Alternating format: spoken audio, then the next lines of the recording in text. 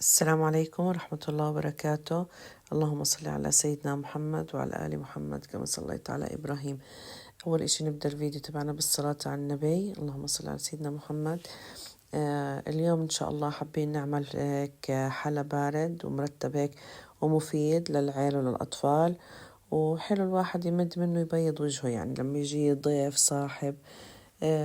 وإشي صحي ومرتب، يعني بتبعد شوي عن الأشياء التسويقية اللي أصر شو بيكون حاطين فيها مواد يعني.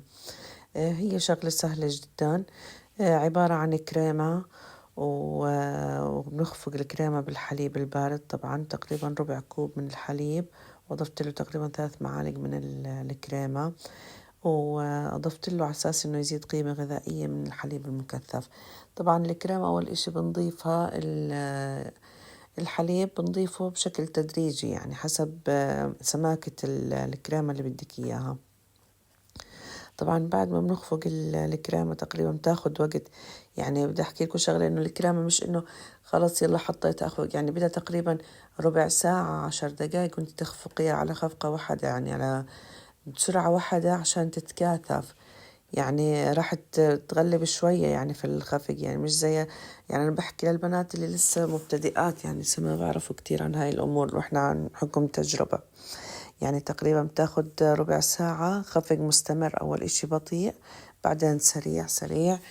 المهم بعديها الكريم بعد ما تتكاثف بنحطها بالثلاجة تقريبا، يعني بدي أقول نص ساعة زمن، لأنه أكيد لما أولادك يشوفوك وأنت بتعملي فيها أوف يلا يا ماما إمتى بدك تخلصي، إمتى بدنا ناكل منه الحلا. طبعا هو سهل كتير وبتقدري تعمليه بعدة نكهات. يعني يعني بتحطي مثلا زي الكيكة الأولانية عملنا الأناناس، عملنا الفواكه، إيش بتحبي مانجا، بتضيفي إيش الطعم اللي بتحبيه. هون طبعا لما أضفت الحليب المكثف يعني بزيد قيمة غذائية وبيعطيها هيك طعم زاكي. طبعا هون خفقناه نحطه بالثلاجة. هلا بدنا نعمل المحلول هذا اللي هو عبارة عن معلقتين نسكافيه ومعلقة كاكاو، مع تقريبا فنجان صغير من المية الباردة، يعني مية حرارة الغرفة. طبعا بنخفقهم بنصير شوي شوي، بنحط البسكوت نخفقهم منيح حتى يتجانسوا. يعني يا جماعة الطبخ بده يعني طولة بال، والإشي الحلو بده طولة بال، يعني ما في إشي هيك الواحد يعمله ويمشي. طبعا هذا كله بيجي مع الخبرات، يعني الواحد خبراته في الحياة.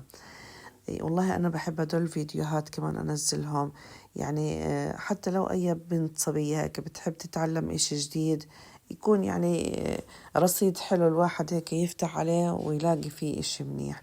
طبعا أنا هون ما حطيت البسكوت، غمسته بهاي الطريقة البسكوت في المحلول حطيته بالبايركس. طبعا هلقيت بدي أضيف الكريمة أنت بتتحكمي فيها زي ما بدك، يعني تقدر تخليها مثلا خفيفة أو ثقيلة، وبنضيفها للبسكوت. طبعا هاي طريقة شعبية جدا وسهلة سهلة جدا وطيبة، يعني بتغني تقريبا تحكي لكم يعني شو عن البوظة. وطريقتها كتير حلوة ومرتبة وسهلة. في كمان شغلة بتقدر تلعب بهاي الشغلات الكريمة، بتقدر تضيفي لها كمان طبقة، تحطي مثلا جبنة كيري، جبنة أي جبنة بتحبيها، بتعطيها كمان كطعم زاكي. طبعا هون بس الكريمة والبسكوت، الكريمة عملناها على ايدنا والبسكوت.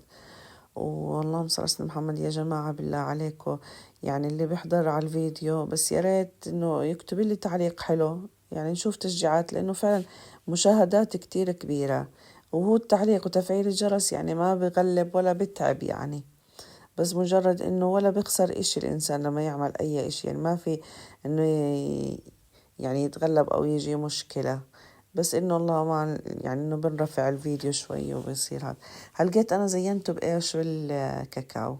صحة وعافية وإن شاء الله يا ربي منازل الهنا، ويعطيكم العافية، ولا تنسوناش بلايك حلو وسبسكرايب وتعليق مرتب. شكرا لكم ويعطيكم العافية.